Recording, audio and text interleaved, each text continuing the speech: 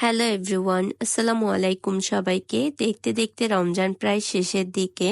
সেদিন সেহরির জন্য তেলাপিয়া মাছের মাথা কুক করেছি সবার জন্য। বাসার সবার কাছে মাছের মাথা খুব ফেভারিট, তাই সব কুক করেছি। মশলাটা ভালোভাবে কষিয়ে মাথা দিয়ে দিলাম। মাছগুলো একদম ফ্রেশ ছিল, তাই খেতেও বেশ মজা হয়েছিল। শেষে ফ্রেশ ধনেপাতা সাথে চিকেনও কুক করলাম। চিকেনটা একদম ঝাল করে কুক করেছি, আর আজকে চিকেনের ঝোলও দিয়েছি। সবসময় মাখা মাখা চিকেনও কিন্তু খেতে ভালো লাগে না। এবার ইফতার বানানোর জন্য চিকেন ম্যারিনেট করে রাখলাম। চিকেন বোস্টও রেডি করে ফেললাম, সাথে ডিম সিদ্ধ।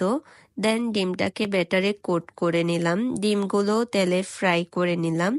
এবার চিকেন বোস্টও ফ্রাই করলাম একদম মুচমুচে করে।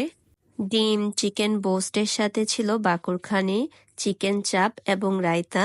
এই ছিল সিম্পল আয়োজন। রাতে শপিং করতে মলে চলে গেলাম ইহান আর তার বাবার ড্রেস নিতে।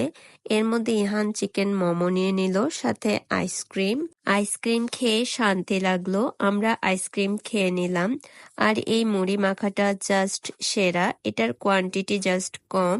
সাথে চিকেন চাপও খেলাম। ইহান এবার ওয়াচ নিবে, বাট বুঝতে পারছে না কোনটা নিবে। ফাইনালি সে ওয়াচ এন্ড গ্লাস নিয়ে নিল। দেন শুজ নেওয়ার পালা। ওয়াকার থেকে সে শুজও নিয়ে নিল।